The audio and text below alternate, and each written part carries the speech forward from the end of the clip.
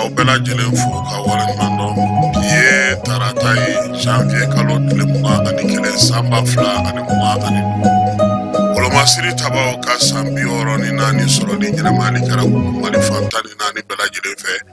Jenin kɔnɔna yan n'o ye bataillon 34 kɔnɔna ye Bamakɔ yan. Furancɛla fanga ɲɛmaa n'o ye général d'armée Asimi ye ale tun bɛ yen. Kɔfɛ a ka sɔrɔ ka taa Katikaw olu fɛ yen. CFA wari miliyari 7 ani kilancɛ o kɔni dira Wolomasiri tabaw ma sa yaasa maa minnu bɛ yen n'olu binna kɛlɛdagaw la san 10 in kɔnɔna na olu ka sara o bɛ bɛn o de ma. CFA wari miliyari 7 ani miliyɔn kɛmɛ o de dira olu ma sa. Baara ninnu u bɛɛ lajɛlen o kɛra Jenin kɔnɔna na. O kɔfɛ jamanakuntigi maa minnu bɛ kɛlɛkɛdagaw la n'olu ye degun sɔrɔ a taara sa ka taa tilelafana dunkɛ n'olu ye olu fana ka jɔnjɔnw dira u ma. Mémorial min kan ka sigi Wolomasiri tabaw tɔgɔ la fana o birikiden fɔlɔ a y'o fana da. Burɛmukaw ko ji kɔni kɛlen ka Burɛmu ni Gawo sira k'o tigɛ. Kuru da pe denmisɛnninw wulilen don k'u jɔ Gusubijanya mara la sa yaasa u bɛ se k'u ka sira dilan cogo min na. Min ye an balimakɛ Musa Tarawele Bill ale kun ye layidu ta hôpital de Gabriel Touré mɔgɔw ye olu ka ɲɛgɛn 20 o lakurakuraya o baaraw bɛɛ lajɛlen banna. Festival sur le Niger tako 21 na o kunnafoni baaraw kɛra Segukaw fɛ Sibiri don ɲinan ta IEC dɔgɔkun kelen ɲɛnajɛ o fana bɛna fara a kan. Segu baaraw kan ka kɛ cogo min na ɲɛfɔli kɛra o la an na o bɛɛ lajɛlen ɲɛfɔ aw ye bi kibaruya in ale kɔnɔna na. Sɔɔni sisan Keba Jalo ale ni Amara Nu Keyita olu bi ka se ka bila bɔlɔlɔ o sanfɛ.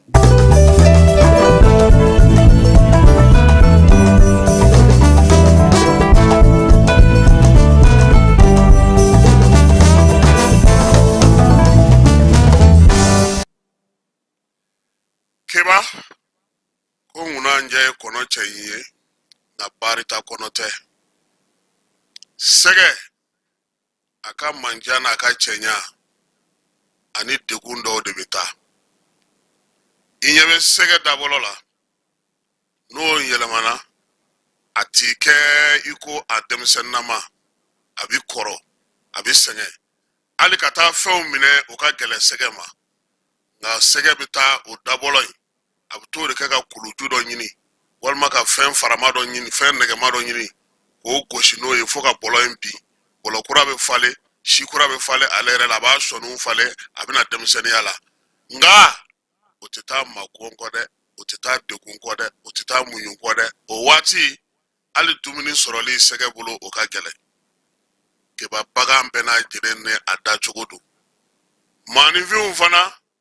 Ala y'an da k'an mago don ɲɔgɔn na. Diinɛtigiw ko sabu fɔ alijinɛ Ala ka sababu ɲuman k'an bɛɛ lajɛlen ye. Kunungo o tun ye janvier kalo tile 20 ye. Don kelen fɛnba 2 anw fɛ yan ani Lamɛrikaw fɛ yen. Lamɛrikaw fɛ yen olu ka jamanakuntigi ka wolokansiri kun bɛ yen n'o y'u ka jamanakuntigi 47nan ye. Maa min na ko 2nan ye nin ye jamanakuntigiya la sabula ale de kɔni kun fana kɛra 45nan ye. Nin waati in na anw yɛrɛ ka Wolomasiri tabaw san 64 o ti tile 64 ye o ti waati 64 ye o ti dɔn 64 ye. Wolomasiri tabaw u bɔra yɔrɔ jan u lamaloyara yan u lebura yan u deguna yan fo an dafɛ jamana dɔw olu kun kɛlen don nin waati laban ninnu na ka se ka u ka bolimafɛn dɔw k'o tɔgɔ da anw ka armée la ko sabula ko anw bɛ boli. Bi na janfa min kun dalen don anw kan a ko in daminɛna a mɛnna nka ma hakili ma n'o sɔmina ɲɛnamini fɛ a b'i sigi. Maliba fasoba jamanaba o armée ba min ye kɔbaw tigɛ ka kɛnɛbaw kɛ a cɛbaw ka taa diɲɛ fɛ ka taa baaraw kɛ ka segin ka na kabini Pinana Darabo ni kɛlɛtigi Darabo ka waati ka tɛmɛ capitaine Mamadu Sidibew kan min ye Balakonew ye fo kana se nin waati an ɲɛ bɛ maa minnu na bi ni ko be olu bolo dagadaw la fo kana se minnu ma n'olu ye magwɛn kɛ an ka armée bina janfan kɔlɔn kɔnɔ a mɛnna. Surasiya ni k'i b'i da don a kɛlɛw la a ka ca. Surasiw ye degun sɔrɔ bi tɛ dɛ. An yɛrɛ dama yɛrɛma hɔrɔnya talen an ma tɔ to ɲɔgɔn na. O kɔfɛ Musa fanga nalen an ma tɔ to ɲɔgɔn na. Cɛ ma falen cɛ belebele joli y'i da. Dibi Sila Sina nɔfɛmaw min ye nin bɔbɔkɛ kamalen ye k'a ye waati min na a b'a 12 fili la Kidal ale ni Gawo ni ɲɔgɔn cɛ a b'a a kɛnɛmani ka n'a ye kaso la ka n'a ye a dɛsɛlen ka n'a ye a ka don labanw na i b'a dɔn k'a fɔ ko surasiya janfa ma daminɛ bi nka maa b'i pan ko kunna ka maaya kɛ démocratie maaw nalen olu ye fɛn caman boloda nka u ɲinɛna min kɔ o ye k'a fɔ jamana minnu bɛ k'a fɔ olu ma ko démocratie dɛ minnu bɛ k'a fɔ ma ko multipartisme dɛ minnu bɛ k'a fɔ ma ko bɛɛ ni kanabila dɛ olu jamanaw sɛbɛnnen don mun de la u ka farinya kun ye mun ye u tɛ maaw to ye kun jumɛn na o y'olu jɛ dɛ olu nana ka na anw ka armée minɛ k'o kari k'o fɛnw fili fo an taara marafaw fara ɲɔgɔn kan k'o jeni ko flamme de la paix nin waati hakilimaw ko an ma k'olu ma nin faamu nka démocratie mɔgɔw amara olu ti marafa kan fɛ nka ni marafa tɛ yen foyi ti ɲɛnabɔ kɔsa in na Sadio Kamara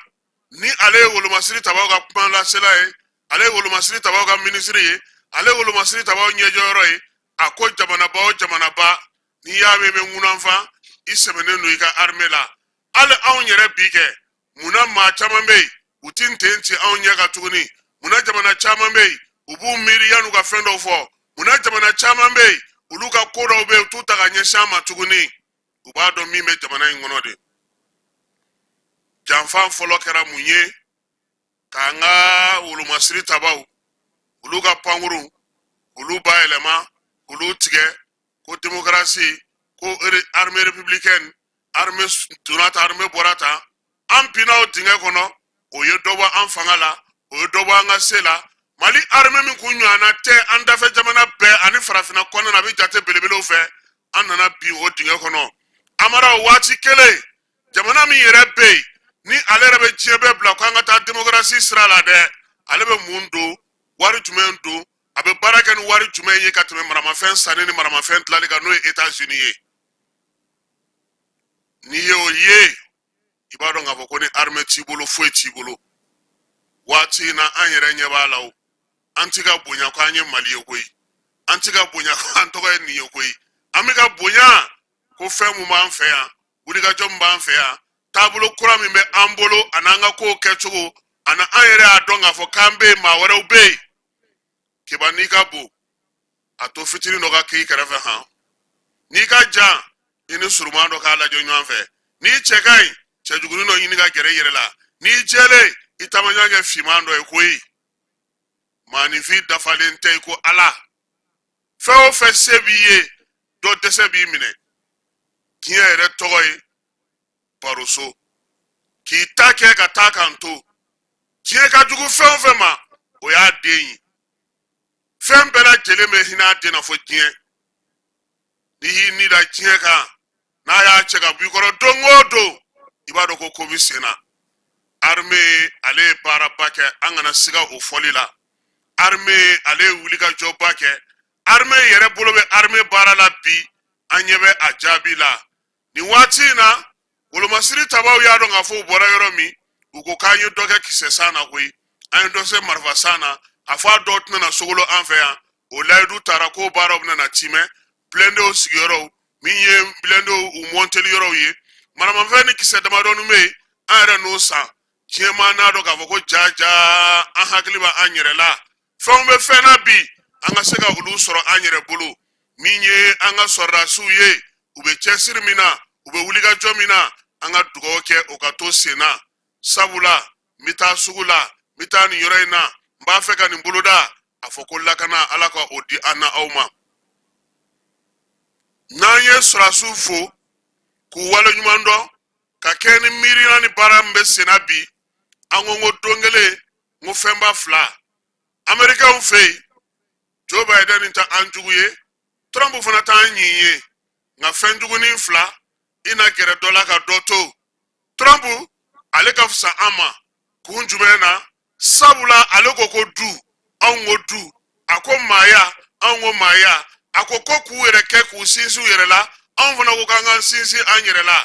o sira fe ani Trump be nyanye nga munu ngo chega chekanu muso kanu de nga ta kala yoro na sirai ara fe ka ke chewa fe ka ke muso ko ara bo tini munu ngo fana ko foete chie ko wari de chie munu fana ko forobat se ga sinsi ko fo bela jelenga ika kere yesoro anu lu tede ango forobadi ka ambolo di nyama ka todun kunangele ngono o koro fana donenu amara telma an flila nyerema ame fencha manya bi anga jamana ko na lanta yini ga koro do ni furusiri be fe keba imuso be mun fofolo orobu de marie anga ni nyini orobu de marie o ya tuabu ga tabolo de kui men seme bi felama nyamala no Adama Traoré ako ko orobu de marie kamba koro do wa ko orobu de marie tuabu ga fendo wati mi orobu de marie be sigi tuabu fe keba o ya soro nyegente wa furusuru be felu fe mamna o yetlema wati abafo mat nazara ko ete mami mana orobu do tle kuru kara ina soro ka kono ede orobu de marie na tugo de fleni akekunye ni mu kono muso ya do ale koni nga bana ko taga na ka febela ile ka kono sutra ko na mati bo akalama flarim babolo ete o ba soro ko ka gele flarin kekunye akasa ka do ina da kasache o de be abolo nga bi angelo nga ta fleur mana ma taga da nga kono muso ma ka metu abula dege ataw doni jigi aka ko tafena ka legini ndo akana ako dlanga nye aka orob de marie koronyi ni ko do yana ka osisi uka ani Biden nunu tinyo anfamu muna sabula ulu e tinyeke suguye kulu yere ke soye ulu e sigi sominga ka anto godowa ka anto tonda anga hagete laje ni Trump ko ulu ba fe ka ku yere ye America ka yere ye America maya konana anfana ye maye anfana ka maya konana ka anto boto wa Trump akofana ko abina na munge oye kelebanyi fanga tabali anwani aye ka foko Palestine ni Gaza ka ofe kelebani nyero sorolo ola alni nye barabale ma sorala kosebe marfa dadira o marfa dade amba nyinu fe onwana ka ke Ukraine sabula muna awni risire be nyambolo ka risito kelela Ukraine a haklitina to awna marfa ko la pmabe no monto ko la munu me kanye otuna sega soro chiara me minan saufe nga karsa fe min kay ni hoye bodo ni minaga faraka aw kadide fe ngadi chenin tlolai o ya bugoli toti o karaire aya bugoli toti ni minaga faraka mara aw kadi tloide nana do fara faraka draka gabi ola Trump mu na to fleni ye aka ke keleban Trump ye on fana ka sega lafia on fana ka sega nye soro on fana ka sega iri soro aka do kwa ye maye on fana ye maye amara ko fintogo ye kele nga mana togo te kele nye tie kono bi ni yibolo kuruga kelaw jate nanzara lakaw arabu lakaw tie fambaw tie setigu ulu nyebe kele flade la Ukraine Gaza Palestine kele joliba anfa farafina mashita dado nga yetu awu jumenye ko kuma fo ye sengola jumenye ko kuma fo ni mamo ba ayere ta la janga yere ke mai nuru kanu ka aunga dro ku mo iyere je mo ba tugula ute aunye foila ni kanu ga na folo tayate kana tugutugoro na fo taya kana mina folo taya ka tulu bayele maufi nu ye ga farafina fo some Afrique France some États-Unis France some Russie France some Chine France some Afrique France some Afrique abana France be wele folo o ba ta fo wo so fo only Afrique Only Afriki amara o Afriki be wele mungama nimba bulu tie kono bi keme saradala jamana mi be Afriki konna na uga demsanu ye bi woro de ye aka chani tie beta okoro ko siniye sigi ye yande ye dugu jugoro nafaw baw ko jiu nafolo sanu jamau marjanel lulu ansraga mun jatante min don o min be farafina bi o ka dogo die fan chaman fe don nu ye ga farafina fodro o mago de be awna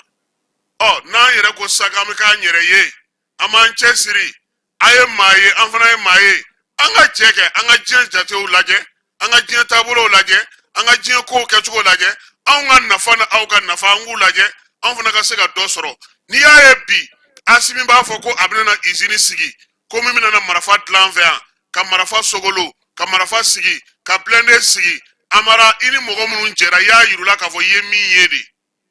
uye nyeta nyede yiku nonte bigoma nga jamana blayo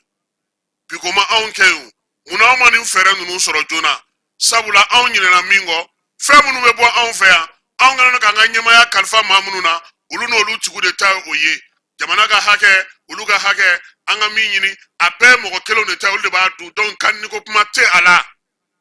bariki ga kele soro ro fleni sanboro munu srana ulu utaw sara nanga mi fali an yere ka je atakwe aw ni ne yere bala ngoro ga be yanve ango wele o kan nyene wa yango lu laje tinsa do kera koy aw ga mate yanve ngani wele ango lu laje tiedo amenyema o to fo dongodo tiedo fe mana ga ngo nyema o aw yere ka ke koma nyuma yetinsa malien na be malikono abe minge ani na be maliko ka jamana worawla abe chogomi kelente kunungo sufe Canada ka uka kuna fondila do nana unale no nyanyini ni fona ukono mako manako izinu bi joyoro jume yanvana de no ngomuna ko kulu nyebe essence frero ni moko ga so nyaga ngo sini amta yoro wara be fore minteniye ko mayne ngo wa ngo ko manako merita on fe ngo merubia ko dugu ja ngo bia kulu ye niye kan to ngo ibaro ko umasonga shuga hotel ko no sabula station ma kerefe 100 mètres de buga hotel ni station de kokutishi ko passer fin soroi fin ye fere fin baile mali obeke dugu faworo fe kilomètre biduru de be do adi dugu che o zone industrielle de ye pétrole wo imogo be fe ko alaka ankisi ko ni menena kuluto ko no kulubo nyefo tukodi utise go ke nganga kiunta ikula je station na anga dube tukodi station ni misiru be tukodi station ni barakaro be tukodi John ya duma John ulasigi anga nyemogo tea mo baro nga fo tien fanto fe munu yere be ga station sika keti ma kelendo ma chitepma station butel ni tugu be fambe station fragu be fambe nunu nana anu kanga barake mali ye nin ko nun sigisi mali be faka yelema min bolo da mali den kura yin mu yere yi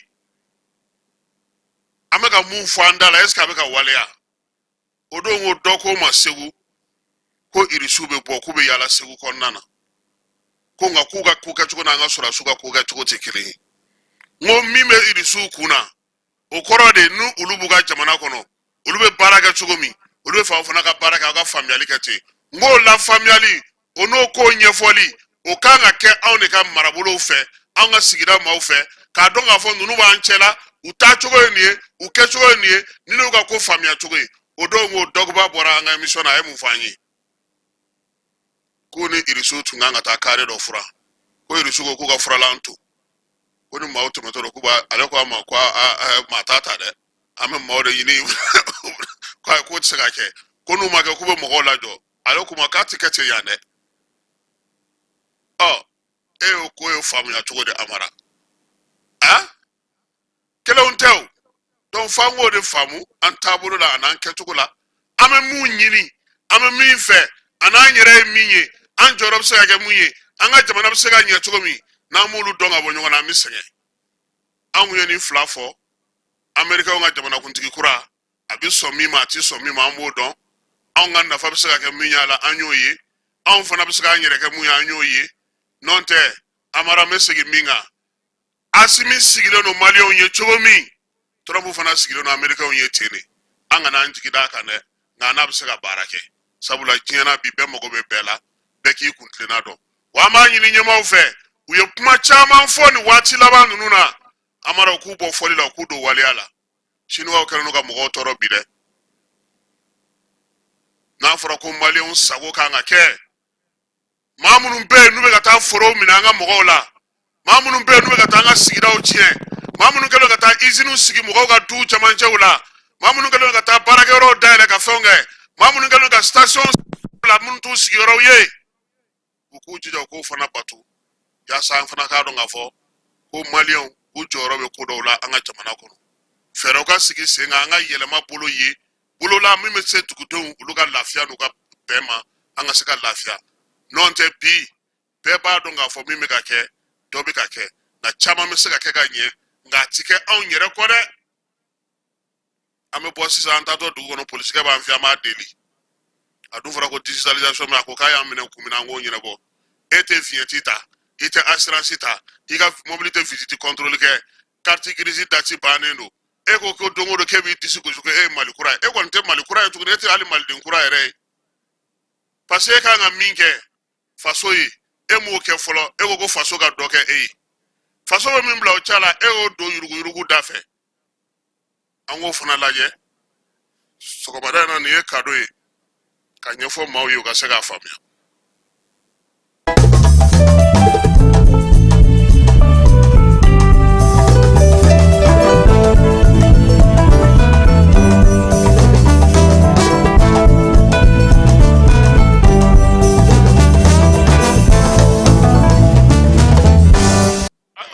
kunungo tun ye janvier kalo tile 20 ye Wolomasiri tabaw ka san 64 u sigili sen kan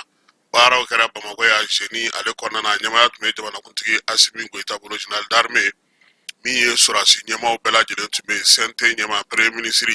lasigiden minnu b'an ka jamana kɔnɔ bɛɛ lajɛlen ye ɲɔgɔn sɔrɔ ye Asimi selen kɛlɛ ka a ye yirifeere ta ka t'o da sɔrasi min ma lakodɔn o ka monument o kɔrɔla la min ye sukasi buru ye u y'o fiyɛ ka se ka tasi bila kɛ a ka sɔrɔ ka kɛlɛkɛcɛw bɛɛ lajɛlen lajɛ maa min tun b'a nɔfɛ o ko in na sa o ye colonel major Mamadu Sulemani Kone n'ale ye Kati dagatigi ye Wolomasiri 30 ɲɔgɔnna u ye jɔnjɔn di olu fana ma Amara a bɛ fɔ masa ko sɔrasiw ka kura min bɛ u lakodɔn sɔrasi minnu bɛ n'olu y'u ni di sɔrasi minnu bɛ n'olu sera ka tɔw kisi sɔrasi minnu bɛ n'olu joginna ninnu bɛɛ lajɛlen ye jɔnjɔn sɔrɔ sɔrasi 5 olu kɛra maaw ye maa minnu kɛra misali ye kɛnɛw ka ye u y'olu fana lakodɔn k'olu fana ka médailles k'olu di olu ma min ye nin baara ninnu bɛɛ lajɛlen kɛlen kɔfɛ sa Wolomasiri tabaw ka sɔrɔ ka défilé daminɛ nka yan'o cɛ sefa wari miliyari 7 miliyɔn 500 o dira ka kɛ ni sɔrasi minnu binna olu ka san 10 sara i n'a fɔ layidu tara cogo min na ko o bɛ kɛ olu ye o baara jamanakuntigi o chèque di Sadio Kamara ma ale fana y'a di Baru kɛlɛtigi ma Baru kɛlɛtigi o y'a bila armée maaw olu ka bolo kan yaasa maa minnu fana bɛ yen olu fana ka chèque olu dir'olu ma kelen kelen baara ninnu bɛɛ lajɛlen kɛra sa min ye kunungo jeudi kɔnɔna na an bɛ taa ye min ye président ale ka baarakɛyɔrɔ mɔgɔw u ye ja dɔ ci an ma ka kɛ ni kunungo baaraw ye an ka jɛ k'o filɛ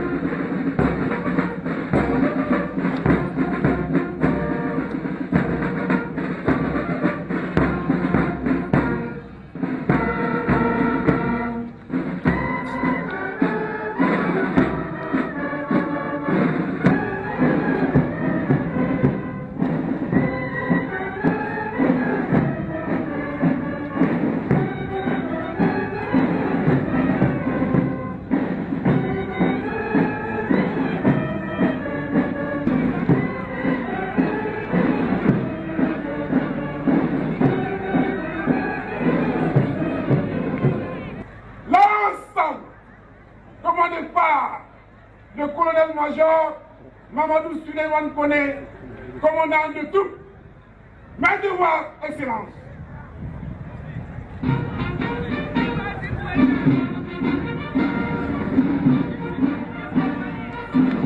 Avant tout propos, je voudrais rendre hommage à nos devanciers, celles et ceux qui ont donné leur vie pour que le Mali soit ce qu'il est aujourd'hui. Il nous appartient désormais cette mission régalienne de défendre l'honneur et la dignité du peuple malien. Et je voudrais surtout réaffirmer devant votre micro que nous allons défendre le Mali et son avenir en tout temps, en tout lieu et en toutes circonstances. Je voudrais surtout saluer les prouesses des femmes qui nous ont permis de renverser la tendance et surtout de prendre l'initiative sur le terrain. En reprenant le contrôle de notre territoire, nous avons favorisé le retour des services de base, le retour de nos déplacés et surtout le retour de l'État. Et aussi, dans le cadre de la confédération de l'AIS, nous avons mené plusieurs opérations conjointes qui ont permis effectivement la destruction de plusieurs bases terroristes ainsi que certains de leurs chefs. Et je voudrais surtout demander aux armées de l'AIS à plus d'engagement et de détermination jusqu'à la victoire finale. Et je voudrais aussi saluer la résilience des pays de l'AIS dont la mobilisation de nos populations aux côtés de nos armées ont permis l'engagement et surtout la détermination. Et cela sert surtout de garantie pour le succès des opérations. Ce n'est que le début, comme on l'a dit, nous allons continuer à équiper les femmes jusqu'à la victoire finale. Vous savez, aujourd'hui, nous faisons face à une certaine adversité sans équivoque, raison pour laquelle nous allons nous équiper et défendre notre patrie jusqu'à la victoire finale. Bon, c'est le minimum que nous pouvons faire pour les militaires tombés sur le champ d'honneur.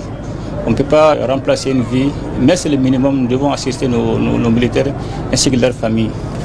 Je voudrais souhaiter une bonne fête de l'armée à toutes les Maliennes et à tous les Maliens ainsi qu'à tous nos amis.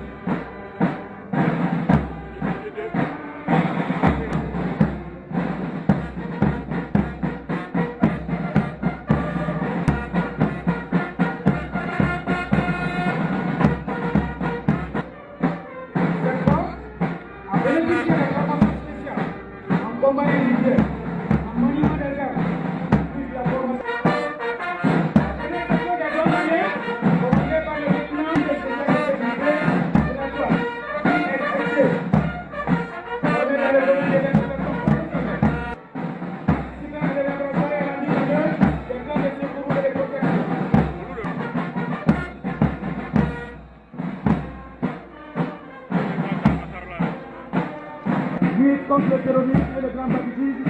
est le combat de toutes ces formations. Appuyant de la symphonie, le secours juridique et les deux dernières choses.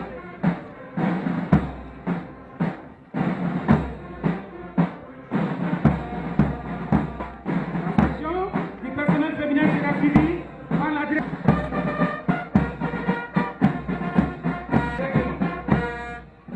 La deuxième section est du groupement d'intervention de la gendarmerie mobile, CGN, la réserve explosive, le stupéfiant, d'armes et de munitions, le premier, la destruction des engins explosifs, improvisés et les... La deuxième section est commandée par le lieutenant Amanda Delino. Cette deuxième section est suivie à la suite de sécurité au maintien de l'ordre public. La section est commandée par le lieutenant Takemuto. Recruter, organiser les formations et préparer les forces terrestres. Par la terre à travers les opérations aéroportées. Ils sont souvent déployés pour des missions de recherche des points stratégiques aux forêts. Et aussi l'éclat de certaines cérémonies militaires et civiles. Nous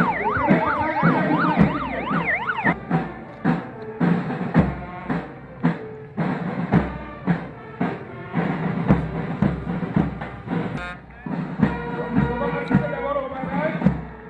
de la grande porte. Maintenant, nous assistons au passage de la fleur.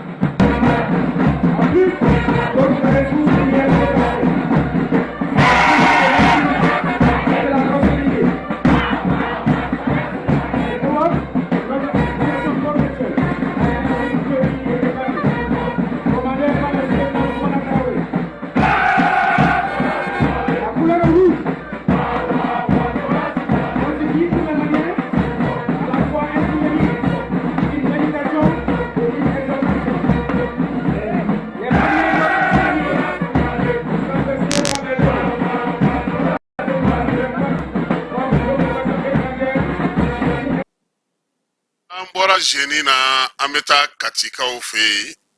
kunungo minye jamana kuntige kati asele yesa atara briki folo da no memorial briki ukanga josa sura suka tasibla yoro blebla babna na ke oye o kofesa sura suka yoro mbe na fuma ko polyclinique sura simunu mbe nulu jogina usera kene kai jonjon otira uluma sura simunu mbe binu ulu jogina no be furakella jamana kuntigi ale jonjon di o kofe jonjon do tira ministry Sadio Kamara fe général de corps d'armée ale be wolu masri tabaga ministry baru kala tigi général de division Umar Jara ale fana do di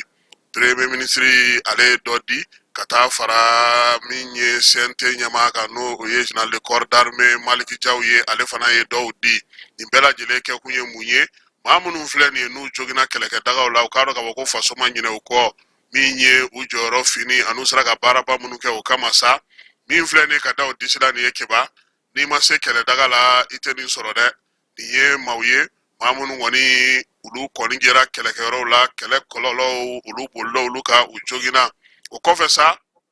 jamana kuntigi munu meseka wuli ka bo nona doni anu ulu yetle la funa dunge nyanfe o bela jelenkera yoro inai Sadio Kamara ko ni ne kain kosebe nimbato mamunu fleni nu jogina no nu deguneno o ba yula saka ko jamana nyema o manyina ko ni ye wulu masrita ba nyema ye katoka munumunu salo ke katai ka maulaje katai nye dauka ukabara ukachukula nika uere singoroma dundolu bara uke ni kuma uye inuka nywa masala ka kuma hakilila falo ke ko ka fsa kosebe mate mamunu jogina keleke rola uluma na nyema ye nyema ukatoka gera ulula kasega ulu ni soja uyere koro ko de kai kosebe ko de labi ko minye ni bara minkera alebolo ko nyana kosebe kebajalo ale tume jeni na mado ye kuma do foi anga jeka uluga kuma ulameka keni sura suga sambioro de nani Dambele Madeleine bonere kontani baro bi parce que nere tenistigi bien nga feti bien nyagar doy ami do ki ala ka feti chama irana ala ka mali suma ala ka mali tafanga da nga president ma ala ka hinanga furoula ali bi ala ka mali ja nori kelei ala ka nogoya vraiment content nous trop bonne fête vraiment akina min bena doro jigisigi akina de bena nyinanye asambioro nanai anwa chede munun ko kolu be faga ko anwa se ka balo anye fenye minya ni miti woga ni kunye jatimine ke sambi sabate mene akera on yana de amala kala nyana 91 ne o chede ndoy anga army kume chogomina anabe mi yogomina bikilente ani miti wasara ani sojara mire ani sojana be ibaye kafo ko fanga de dona armée la ka kila ku siti wadala kan be ka lawalya kana ye ala be famulu mako force paramilitaire al force spéciale bulubulu ani sojara mais mi me nyini ni be ko fe alisa anga labe mo ma mun famia ni ame nyogon kongo duruna te tron fla de be duguma ni ame démocratie armée de do il y a jamais démocratie sans armée États-Unis France ni a be gien mara ani irici armée de bubulu bi an jigi sigilendo chedon bambulo chedon akili sigile bambulo barake chugo nyana ambe ni sojara binanga chedon abe nyini jamana den fe anga danga chedon na surtout ni jakimine ke nyinanta abena ni wakati mina ngo chedon yanga dugu be mine ansago ba nga dugu la ansago ba nga dugu ke chugo la abena ni wakati mi fene wakati mi ni akili sigi nana ni ameka ite ka sojara ka ba atoy ka to konona franc parler olo ale ne colonel major ne le directeur de cabinet ministre d'état ministre de la défense du Burkina Faso ne se ka foko amake ko Mali armée don lo ambeka armée lo ne yere jole yorom na ne kulugoro lo ke ne emia ke kulugoro donc on segra kana so on segra kana buruju bi yorom na ne formé na ne emia ke kulugoro donc amake ko mi armée werelo ambe IOS mogo ka armelo élément deni munu temeto ya anya fe bisogoma ukoroko halibi sebanye ka anga jugu nu benka bo anga dugu koloka na ni ayanka fango bla nyonka ni ala sona ni sanna lafia ani here bisige anga Sahel jamanana Bokar Sidibé nebe commission de défense la et santé la donc bi anana yanno salon antu do minke salon défilé ko fe ko alaka nyine irana alaka to nyine taka jani salon tay bon an y'o ala y'o duwawu de minɛ a ye an nana kɛnɛ kan an ɲɛ b'a la défilé min kɛra a ye mɔgɔw sara mɔgɔ minnu tanyana olu fɛnɛ minnu ye secours di mɔgɔ ma o ɲana maintenant aw bɛ baara min na nin ye a ye baara in ta n'a bolo ye cogoya min na k'a fanga ye an bɛ duwawu kɛ kunu an ye inauguration kɛ ko web tv o kɛra armée ye ani radio. Bon, maintenant, on va de continuer. Vraiment, mais donc, bonne fête à toute l'armée et bonne fête à tout le peuple malien au niveau des forces. L'armée, comment on va faire monter en puissance? Parce que, Wati Temena, ni Mautu, Majou, Tunanga, Mokanga, Mokobe, Tapas, Milan Touboulou, Afrakou Bouli, mais Milan sur la vie, on ne va mourir la Bolibi, on ne grâcerait un fin, on ne grâcerait un fin. Donc, au Sabana, bon, on va Blancoro à décret 2023. Donc, on a la Benendo à Kokama. Nous la Watawati, Javanako, la Mansekala. Nito Madame Tangara Jati Fofana, avait fierté de Kenela. La preuve est que nous n'avons pas de la Somarena. Ugana ye Malisura Soube Baramina. Et n'y a folita n'y a quoi, mais nous, nous sommes a bɛ se ka explication bonne ma a b'a to olu yɛrɛ fana bɛ se ka ɲɛf'u tɔɲɔgɔnw ye a bɛ courage dɔw la a bɛ faso kanu dɔw la a bɛ armée yɛrɛ fana diya u ye. Ayiwa Wolomasiri Tabaw ka san 64 sɔrɔli ɲɛnɛmayali kɛra Gawokaw fana fɛ yen k'an min tɔgɔ dalen don Firun Alansar la sa bɛɛ lajɛlen ye ɲɔgɔn sɔrɔ yen. Min ye Ibrahima Samassa n'ale commandant de zone ye ale latigɛliw kɛ ka taa se général de division Musa Moriba Traoré ma Gao gouverneur ye min ye Sikasokaw fana fɛ yen o kelen do ka taa se Kidal ma ka taa se Kulukoro ma ka taa se Moti ma n'Ala sɔnna ma wulada in na a b'a ale kuma min fɔ bamanankan na ana o da aw ma défilé ale kɛnɛ kan. An b'a yira sa k'a fɔ ko Ala ka san 65 Ala ka o 20 janvier o yira an na. Polisilakaw Senugaw fɛ yen min ye commissaire Amidou Jakite n'a ka cɛdenw ye a n'a ka danga n'o ye commissaire de police Lasine Keyita ye olu ye wulikajɔ kɛ. Wulikajɔ belebeleba 2 in a kɛra nin kalo in tile 18 a n'a tile 17 n'a tile 18 u y'a yira sa k'a fɔ ko kɔni ka sɛgɛsɛgɛliw bɛɛ lajɛlen kɔni daminɛna kabini décembre kalo tɛmɛnen siganama dɔw u kun sɔmina olu la u y'u bɛlɛn yɔrɔ caman fɛ a nɔgɔnin fɛ u sera ka 2 minɛ kabini décembre kalo waati pistolet minnu dilanna no an fɛ yan sa o pistolet tun b'u bolo min ye drogue ye o fana sɔrɔla olu bolo maa 2nan minnu kɔni minɛna sa o ye maa 3 ye o maa 3 sa olu kɔni marifaw tun bɛ u bolo min ye drogue ye u b'o feereli kɛ a yira sa k'a fɔ ko maa minnu welelen filɛ nin sa fɔlɔ 2 in olu bugunnatigɛ tɔgɔ o ye MC ale san 30 ye DT ale san 28 ye minan minnu sɔrɔ olu bolo pistolet min n'o dilannen no bolo la ka taa se drogue o kuru 27 ma n'a fɔ ma ko cannabis maa 2nan minnu minɛna sa olu ye maa 3 ye o fɔlɔ o ye YY ye ale san 43 ye OI o ye dendani ye si o fana ye dendani ye olu bɛɛ lajɛlen si ma se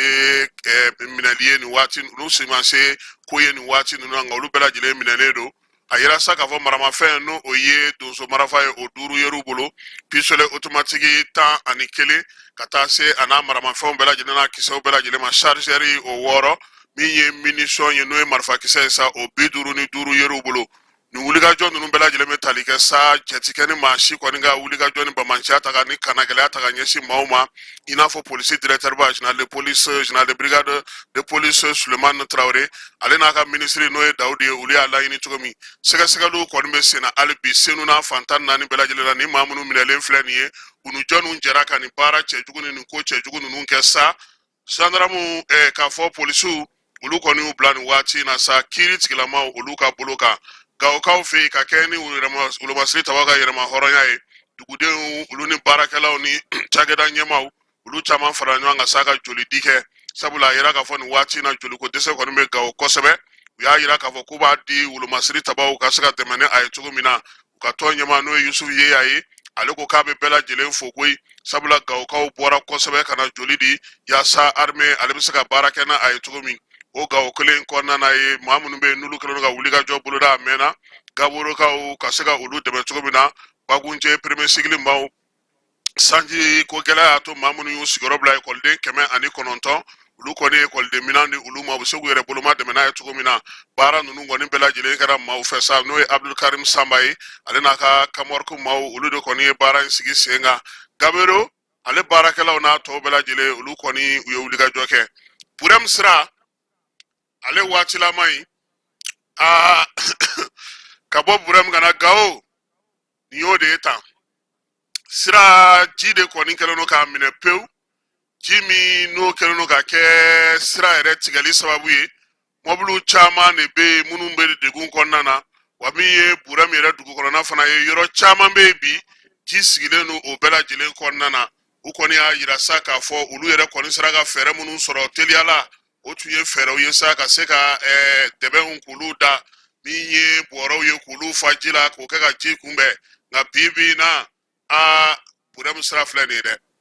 sira in a tigɛlen don cogo min na tan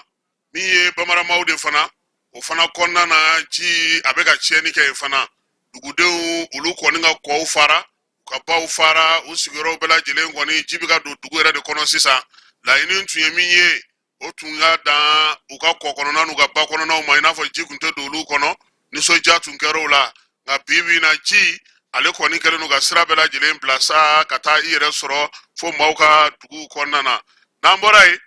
an bɛ taa Gurundapekaw fɛ yen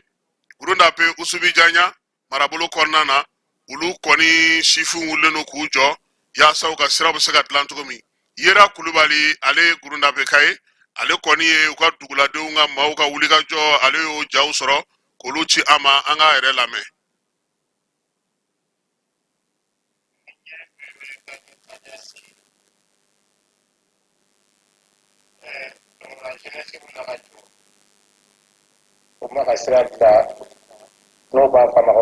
La colline de Gurundape, Kaboba Flave,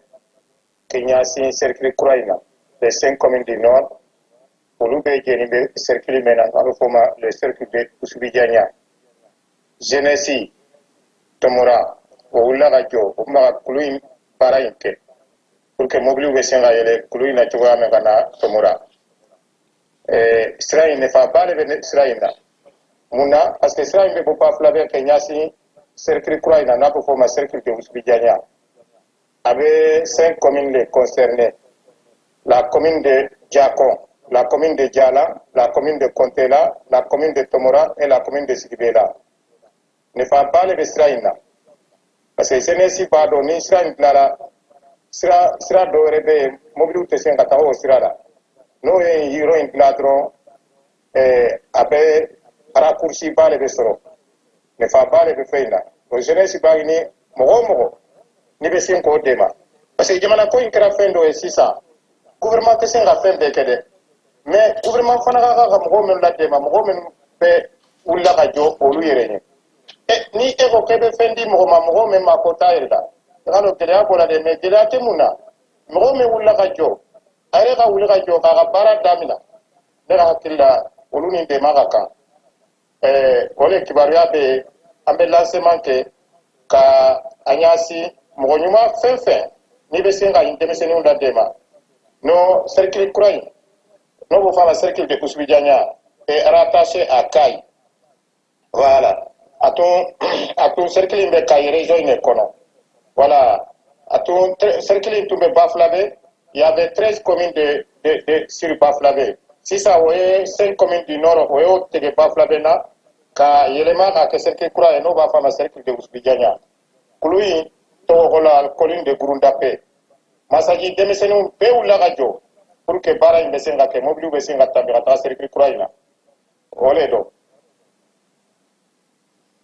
Demisenu felicisa ula gajo mo olu yerele ula gajo. Te tesreka oga kapikini peluta ka bara indamina. Parce que obado de faut pas le héroïne quoi. Ni héroïne la trop communauté Sénégal nous ga minan nous besenga tambi choya meka balo besenga noya Sénégal wa circulation parce que ni be Sénégal brushi kono e be fait mais Sénégal wote senga dugubala soro ibado oye gele abale ko in kono quoi mais ni Israël lala non seulement mobilité bu betambi Israël kabo pa flaven kana Usubidiania circuler fly nyogonke apen noya baale la si circuit fly ɲɔgɔn parce que mɔgɔ caman de bɛ b'a la n'i y'a jateminɛ les 5 communes du nord a une habitation de 197 000 habitants i b'a dɔn k'a fɔ presque 200 000 habitants o ye ko ɲuman baale ye mɔgɔ caman de bɛ bɔ sira in na mais sira in gɛlɛya bɛɛ ye kulu in yɔrɔ le ye quoi n'u b'a fɔ a ma ko la colline de Gourouldapé an b'a ɲini mɔgɔ bailleur de fonds mɔgɔ a kɛra l'État ye o a kɛra mɔgɔ ye a kɛra ONG ye a kɛra fɛn fɛn ye n'i bɛ se ka denmisɛnninw dɛmɛ fɛn fɛn na an pɛrɛnnen bɛ o ka o ko la k'o sinsin o bɛ diya denmisɛnnin ninnu ye parce que n'i bɛ baara la i bɛ dumuni le kɛ n'i bɛ baara la i m'a ko bɛ baarakɛminɛn de la n'i bɛ baara la i m'a ko bɛ transport de la ka taga yɔrɔ la ka déplacement kɛ donc an b'o welewelekan ɲini mɔgɔ o mɔgɔ n'i bɛ se k'o dɛmɛ an b'o bɛɛ wele o bɛ ɲɛsin ka denmisɛnnin ninnu dɛmɛ parce que denmisɛnnin ninnu o courage b'o la o b'a dɔn jamana tɛ se ka kɛ jamana ko tɛ se ka kɛ gouvernement kelen na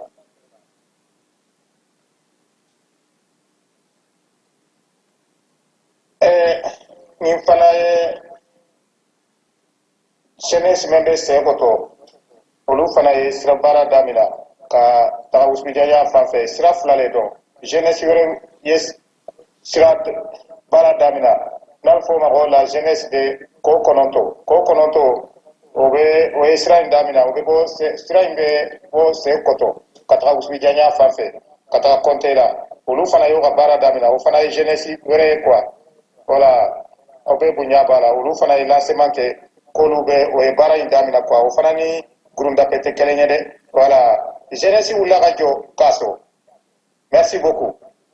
ninnu min filɛ sisan ninnu fana bɛ sira wɛrɛ kan quoi n'o ye Bafulabe sira ye ka taa Wouspidjanya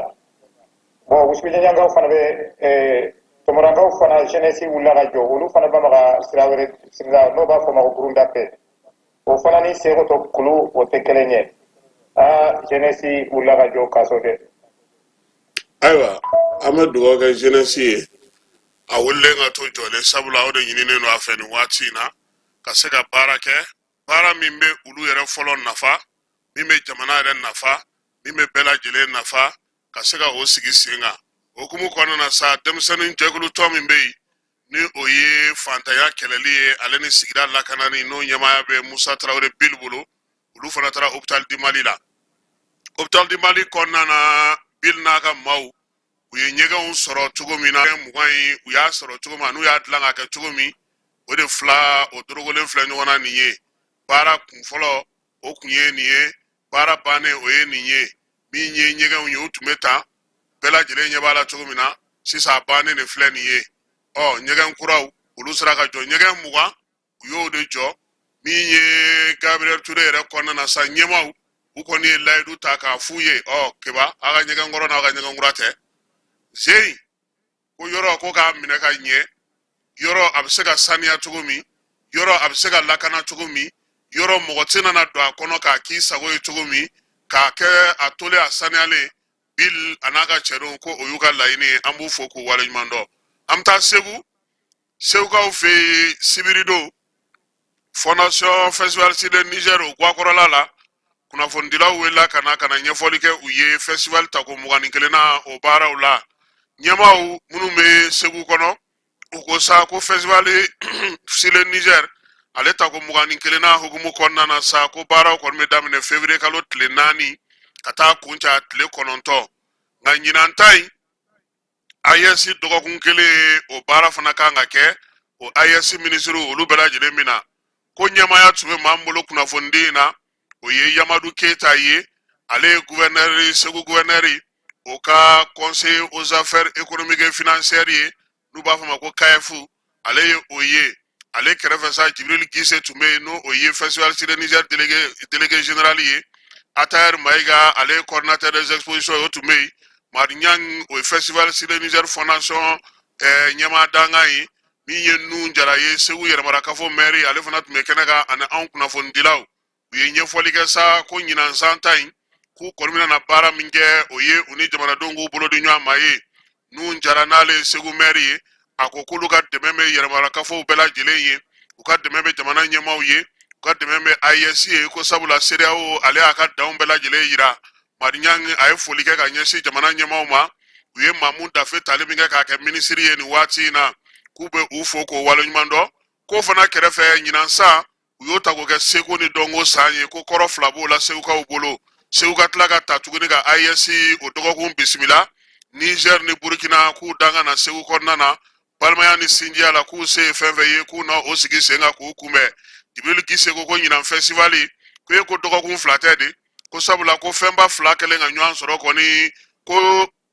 kalo tile 4 ni tile 9 kɔni ka taa bila tile 9 na k'o bɛ ka fɔ de n'o tɛ ko kabini anw sigiyɔrɔ in na fo ka na se sisan ma ko min ye festival ye k'a baaraw daminɛna koyi ɲɛbila baaraw olu b'o la kabini kunungo a fana ye Général Asimi fo a ye ɲinan san kɛ seko ni dɔnko san ye min na olu ka kalaminɛ ka ɲɛma an'u ka karamɔgɔba n'o ye Mamu Dafe k'o kɛ minisiri ye minisiri min bɛ seko ni dɔnko kunna k'olu ma dan ye o ko in na ɲinan Segu festival la Tumbutu ye dugu min n'o y'u ka dugu welele ka na kɛrɛnkɛrɛnnenya la Burkina ale ni Niger olu ye jamana welelenw ye ka na kɛrɛnkɛrɛnnenya la ko wa k'olu labɛnnen no ha Mamu a ka cɛ dɔ n'o ye Gise ye a ko ɲinan ta ko Salifu Keyita n'a ye kɛnɛ kan Seguba Bambino k'o bɛ ye kɛnɛ kan Amadou et Mariam Koko Damele ka taa se DJ Awadi ma ka bɔ Senegal min ye Alifu Naba ye olu bɛɛ lajɛlen natɔ don ka na min ye su ni tilew k'olu ɲɛnamaya min ye symphonie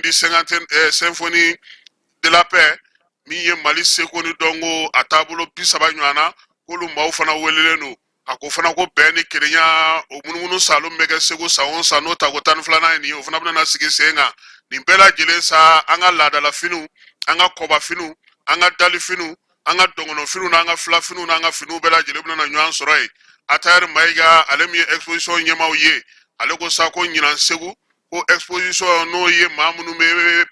ɲɛgɛnw kɛ ko 50 kan ka na maa mafalen ka bɔ diɲɛ fantan 4 fɛ ka na fara an yɛrɛ ta kan Ismaël Jabate Ablaye Konate Amagire ninnu ale ni diɲɛ k'i Siriki ninnu olu bɛɛ lajɛlen natɔ don Mali kɔnɔ ɲinan a ko fana ko min ye seko ni dɔnko ye ko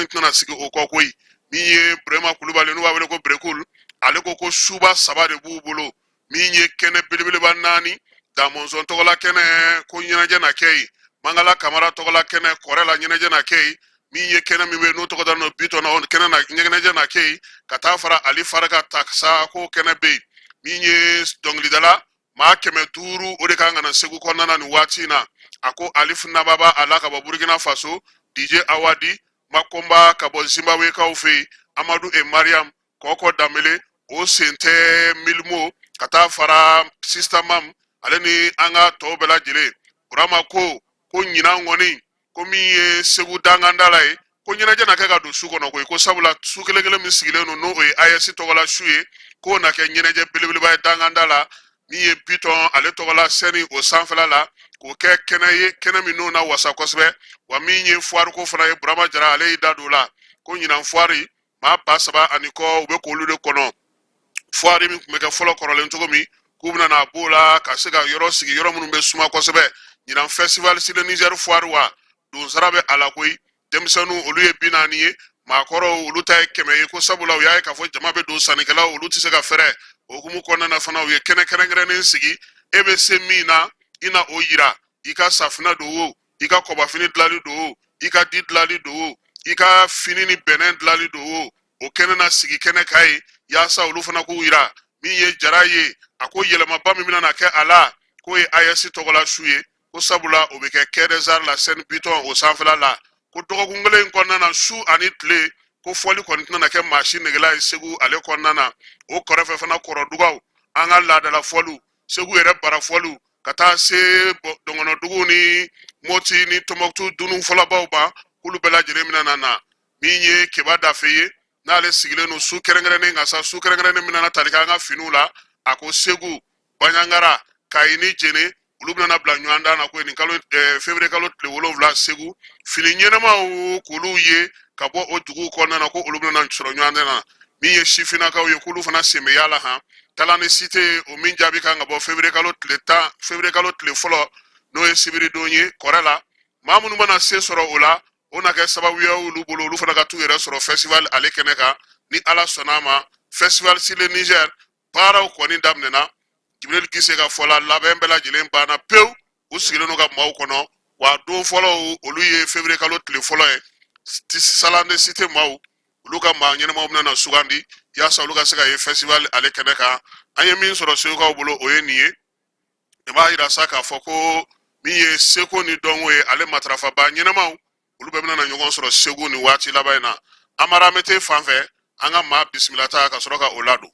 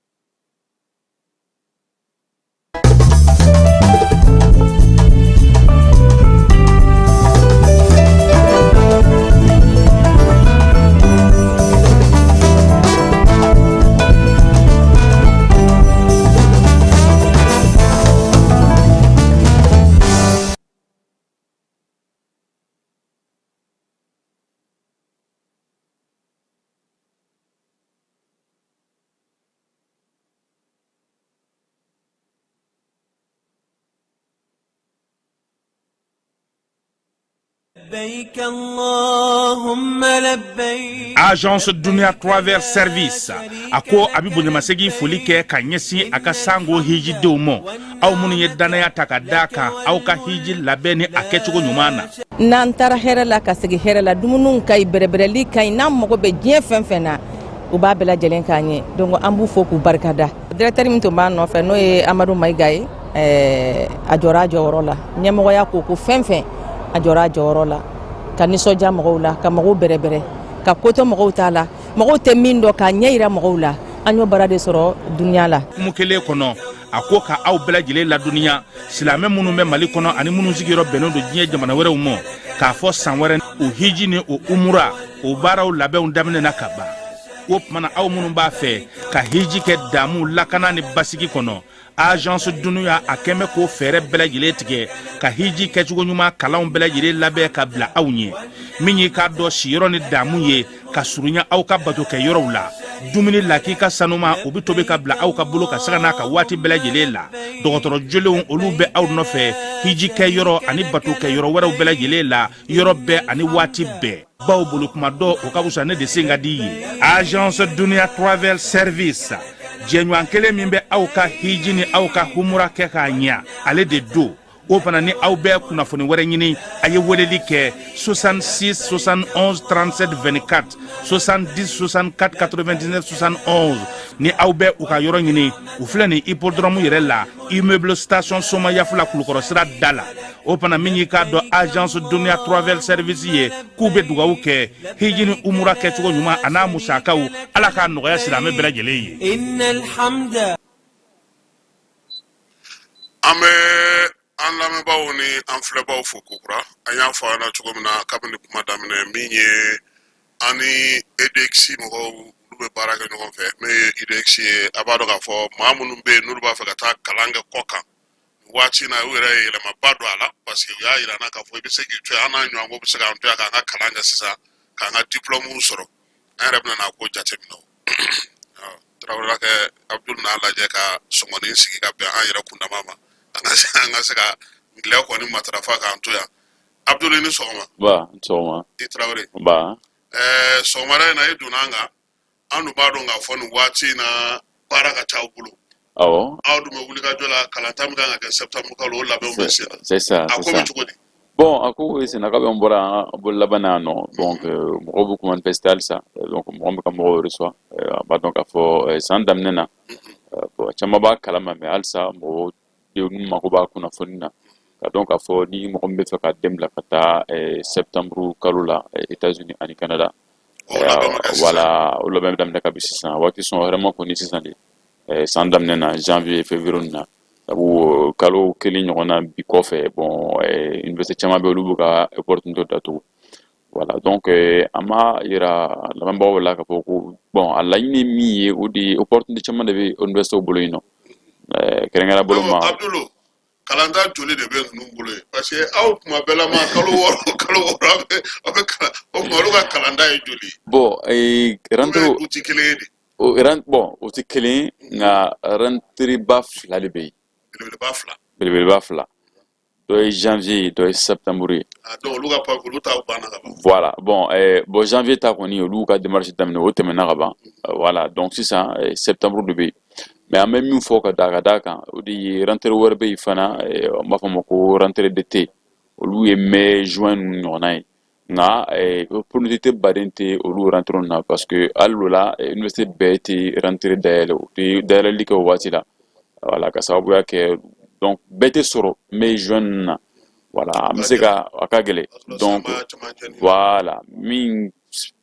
dɛngɛnna kɔni bɛ min kan o de ye janvier ani septembre voilà. Ni wagati na sisan u bɛ bourse caman de di wa voilà nɔgɔya de caman kɛ papier ko la wa ou bien mun de b'a kɔnɔ. Bon a bɛɛ b'a la dɔɔni dɔɔni nunga bɛɛ la b'a dɔɔni dɔɔni fɛn min ye bourse niveau ye i b'a dɔn k'a fɔ bourse bɛ université bɛ bourse di denmisɛnw ma surtout minnu ye kalankɛlaw ye bourse ka ca u bolo nka bourse fana hakɛ de b'a la donc a tɛ comme bourse bɛ di bɛɛ ma ni nana waati o waati i bɛna bourse labɛnni sɔrɔ o tɛ donc bourse hakɛ dɔ de b'u bolo donc a ɲuman ye min ye ni démarche daminɛna sisan nɔ bɛ se ka kɛ sababu ye i bɛ bourse sɔrɔ. Mais comme avion ta quoi ni maa min kɔnna dɔrɔn réservation kɛ très bien la ka tɛmɛ ni mɔgɔ min voilà bon très bien to ka f'i ma k'an bɛna a lajɛ ni voilà très bien voilà kuma na surunya o yɛrɛ de don min bɛ kɔn ka kɛ olu ka opportunité de ka ca ka tɛmɛ mɔgɔ kan mɔgɔ min bɛ wuli terminal la ko bɛ rentrer sɔrɔ yen nɔ voilà donc o la yɛrɛ a bɛ kɛ ka kɛ yɛrɛ i tɛ sago fɔ a fɛngɛ na tuma dɔ la yɛrɛ i bɛ fɛ ka formation min kɛ i tɛ se k'o kɛ parce que classe dafalen don ka ban donc o b'i bila ka taa fɛn wɛrɛ de kɛ fɛn min t'i fɛla ye donc o fana ye a kɔlɔlɔ dɔ ye. mais nin na sisan u bɛna na bourse sugu jumɛn dayɛlɛ kalanso sugu jumɛn ni kalanso sugu jumɛn bourse ka sɔrɔ nin wagati. bon kalanso ka ca parce que n'i bɛ jateminɛ kɛ États-Unis ani Canada a jamana kelen-kelen bɛɛ la fɛn min ye université ni école professionnelle ye en tout cas supérieur kɔni a bɛ taa 10,000 ɲɔgɔnna na donc université ni fɛngɛ bon donc i b'a yɛrɛ k'a fɔ vraiment opportunité de ka ca. Voilà, o de kama c'est important ka daminɛ sisan parce que jamana min de don États-Unis ni Canada jamana baw de don u ka kalanko talen don ɲɛfɛ kosɛbɛ donc diɲɛ fan 14 étudiant bɛɛ b'a ɲini ka taa o jamanaw de la donc vraiment mɔgɔw ka ca min bɛ demande kɛ ka taa yen o de la tiɲɛ yɛrɛ la c'est important démarche ka daminɛ ka sisan. An k'a kɛ sisan ne nana ni kɛba ye n b'a fɛ a ka taa n'an kana ni mun ni mun ye. Bon, pour Italie, on a fait plateau quand c'est-à-dire que voilà, que l'a dit de très bien effectivement. À comment tu as conçu donc ni moi benata bon ami faut ça n'a pas comment d'amener au dit ami moi de m'acata calan doron de là. Calan doron. Voilà, ni tourisme de dos, ni rendez-vous d'affaires de dos, ni commerce de dos malheureusement on tisse ko de autant à baraye. Donc calan kukumun de dos. Donc ni bi fata kalan na fika nan ta masero de yeri ka fo ki kalange sans saba laban na mi o yi relevé de notre wuri donc mana suryana suruga ta ke bata la ala da se ka ta mana suryana ni ke bay licence de soro malano na be fata donc am mako bina si aka licence 1 licence 2 et licence 3 nona o relevé o saba o relevé de notre mako bina Allah kika min sɔrɔ ni ka bɔ école min di an bɔ la an b'a lajɛ an b'a sɛgɛsɛgɛ an b'a enregistré o fana bɛ fara document o kan document min kan ka ci université ma walasa an ka se ka demande kɛ o ye fɔlɔ ye document wɛrɛw bɛ yen i n'a fɔ acte de naissance wa n'i mana taa k'i bɛ taa voyage la surtout jamana kɔfɛ kɔni mako fana bɛ passeport la bon ani photo ni document dama-damani an yɛrɛ b'a lajɛ donc bɛɛ n'a ka situation de don bɛɛ n'a ka dossier de don. Donc ni nana ni an mako bɛ min ka dossier la an b'o fana f'i ye a dafalen o lycée bɛ d'i ma biti la kɛ labɛnw sabati ka na n'a ye. Aw ka bilasirali bɛ kɛ pour que ka se ka yɔrɔ ɲɛnama sɔrɔ. Voilà. N'a tigi sera yen fana a bɛ se ka sɔrɔ kalan ɲɛnama kɛ cogo min na ka to a kɛrɛfɛ o y'aw ka baara ye. Très bien o yɛrɛ de don. Mais ni ne ka visa ko bɛ cogo la o wuli ale. Bon o visa comme dans ɲɛnama t'e bolo donc ne tɛ nisɔndiya sɔrɔ bureau la bilasirali ni bilasirali min ka kan. Parce que mɔgɔ caman b'a dɔn ko n'i taara aw fɛ est-ce que a tɛ visa sɔrɔli nɔgɔya fana. Bon c'est-à-dire que an ka baara visa ko la fana hali contrat la sanni an ka mɔgɔw ko engagé an m'o f'u ye c'est-à-dire que visa tɛ an bolo visa tɛ mɔgɔ si bolo an mana kɛ jamana fɛn fɛn i b'a dɔn ka visa bɛ di ambassade de bɛ visa di donc an kɔni ka baara ye an ka expérience an b'o de bila sen na walasa an ka se ka dossier ɲɛnama monter i ye donc a dossier sinsinlen don fɛn fɔlɔ min kan o de ye ka yɛrɛ k'a fɔ k'i bɛ taa kalan de la donc relevé note yɛrɛ takun fana o ye donc a yɛrɛ bɛ taa kalan de la wa a bɛ fɛ ka ni kalan de kɛ donc lettre de bɛ yen min bɛ bilasirali kɛ ka dossier kɔnɔna na donc aw bɛ lettre sɛbɛn universitaire étudiant yɛrɛ bɛ participer o lettre sɛbɛnni na am fana be na après kana lettre yɛrɛ kana correction k'a la donc a yɛrɛ k'a fɔ karisa ye ni de ye a ye ni diplôme de sɔrɔ a bɛ fɛ ka ni de fara a ka kalan kan a bɛ fɛ ka ni diplôme de sɔrɔ bon a bɛ fɛ ka taa ni université de la bon an m'o bɛɛ kɛ étudiant ye donc o bɛɛ bɛ kɛ sababu ye bon a nafa ye min ye o de ye déjà an min fɔ c'est à dire n'i bɛ fɛ ka kalan min kɛ a ka ca Ala fɛ n'i wulila joona i b'o kalan sɔrɔ o ye kelen ye filanan ye min ye o ye démarche de visa de ye donc Canada ani États-Unis olu ka démarche tɛ kelen ye différence dama b'a ni ɲɔgɔn cɛ kuma na surunyana Canada démarche bɛ se ka janya dɔɔni sabu n'i mana demande kɛ k'i bɛ taa Canada visa bɛ se ka procédure bɛ se ka durer fo a bɛ se ka kalo 6 ɲɔgɔnna ta a bɛ se ka mɛn bɛɛ ta tɛmɛnen nka voilà garisɛgɛ ko fana b'a la waati dɔw ni min garisɛgɛ man di o ta bɛ se ka bɔ après 6 mois voilà ni min garisɛgɛ ka di hali en 2 semaines a bɛ se ka visa sɔrɔ donc o de don donc généralement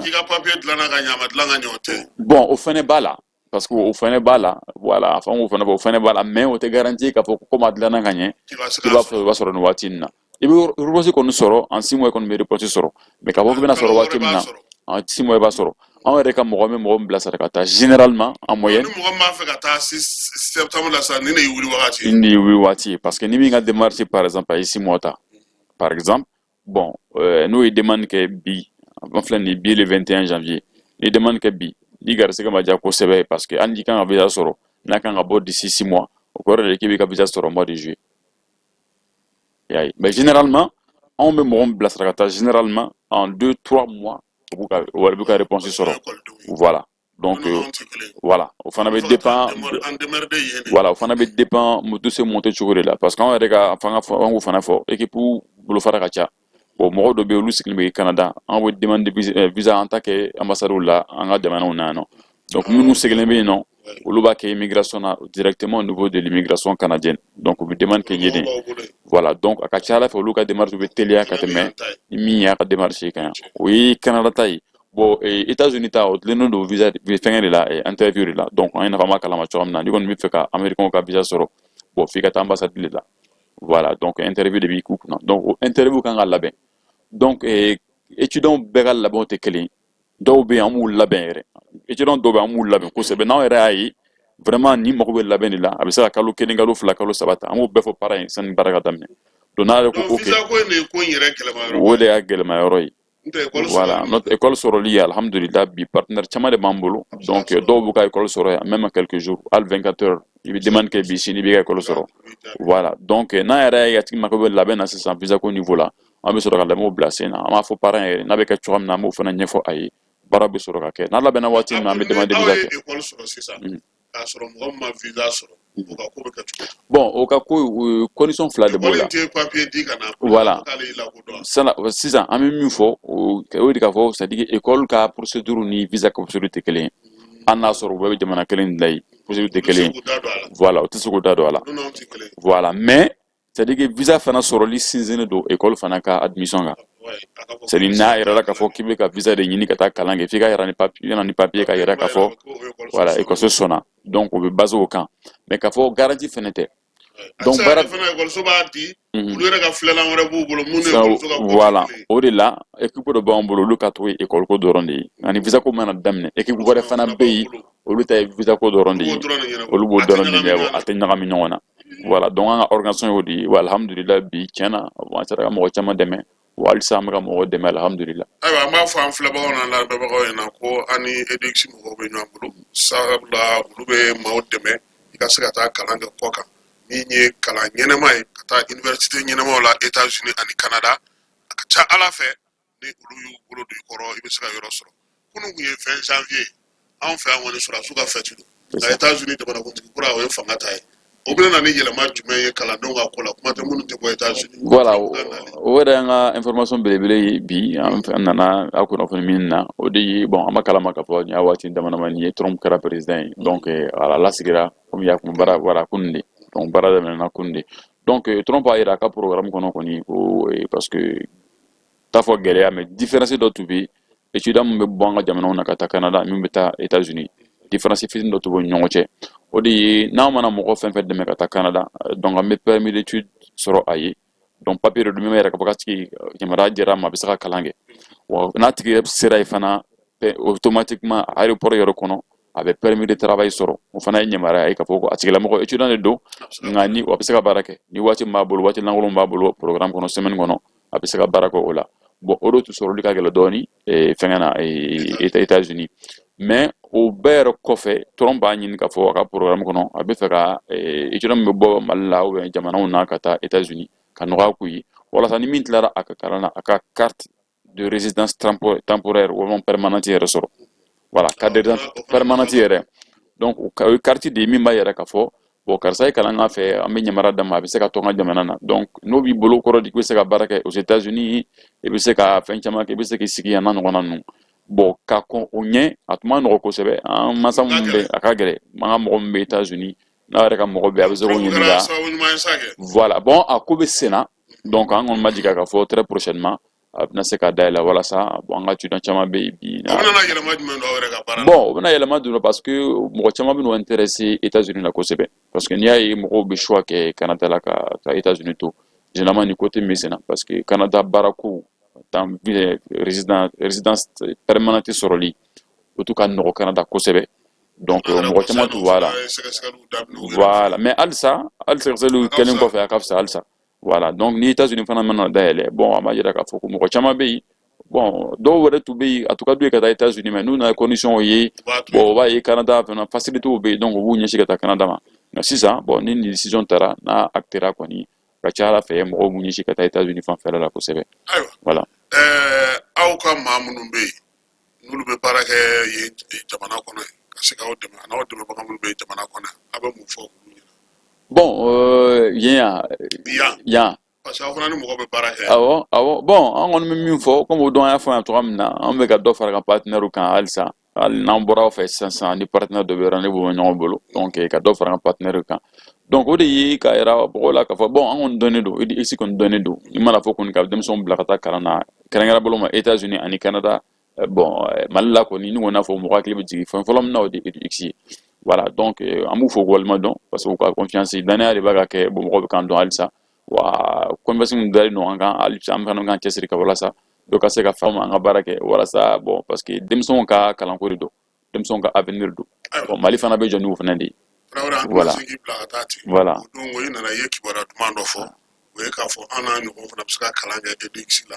yan ka an to yan o baaraw bɛ cogo di est ce que mɔgɔw bɛ ka o ko kɛ effectivement mɔgɔw b'u ka inscrit ma yira k'a fɔ ko tiɲɛ yɛrɛ la n'an kɔni bɔra yan plateau an mana passage fɛn kɛ plateau yan mɔgɔw b'an contacter voilà donc a ka ca Ala fɛ yɛrɛ an bɛ bɔ yan don min na yɛrɛ a don yɛrɛ an bɛ appel dɔ sɔrɔ ou bien message dɔ sɔrɔ voilà parents dɔw de bɛ ɲininkali la n'u bɛ se ka fɛngɛw daminɛ cogoya min na awɔ u bɛ se ka na yan an bɛ place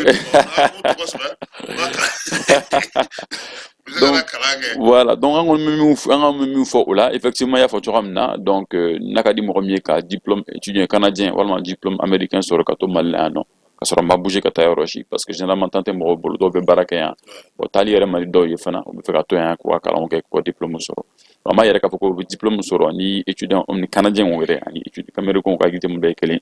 examen kelenw de don diplôme kelenw de don différence foyi t'an ni ɲɔgɔn cɛ seulement que e bɛ Mali la yan nɔ i bɛ ka diplôme sɔrɔ ka sɔrɔ a tigilamɔgɔ bɛ yen nɔ voilà donc an b'a yɛrɛ k'a fɔ c'est toujours possible donc an ka yɔrɔ dogolen tɛ